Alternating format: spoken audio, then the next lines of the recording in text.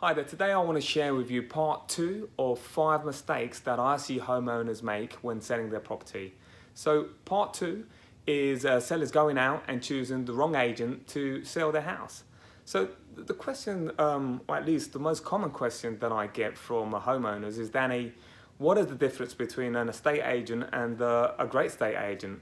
My answer is always the same. The difference is 10% of what your property could ultimately sell for. And please note, I do say could, because the other 90% is going to be determined what the market demands. So I don't care how amazing your agent is, 90% is always going to be determined by the market.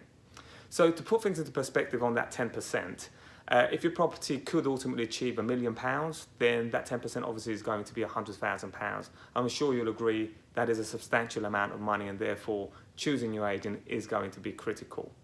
So one of the things that I see buyers do in terms of the mistakes they make when going out to choose their agent is they use a criteria of price and fees. So price, the price that the agent says that the property is worth, and also the fees that the agent is going to charge them. And I'm going to say that criteria is wrong, because none of these two is going to make any difference whatsoever of what your property could ultimately sell for. So there is a difference between exposure marketing and proactive marketing. So exposure marketing is your agent going out and putting your property onto the portals such as Rightmove and Zoopla, and then sitting back and waiting for calls to come in. That's buyers looking for the agent and looking for your house. Now, proactive marketing is your agent carrying out a set of daily tasks, proactive tasks, and going out and finding buyers for your house. And it's the combination of that exposure and, dare I say it, skill of the agent. So once they find those right buyers, I'm sure you'll agree that there's a certain amount of skill involved in getting the highest amount of money from those buyers for your property. So the combination of those two, that's going to make the difference of that 10%. And sometimes that could cost a premium.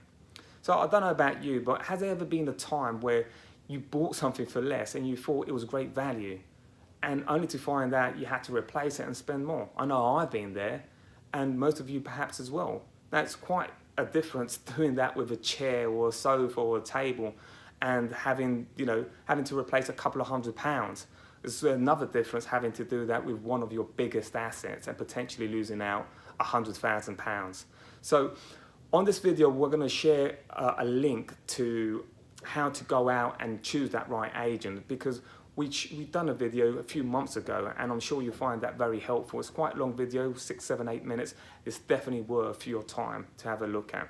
Keep an eye out on the next videos on the 5 mistakes when selling your house.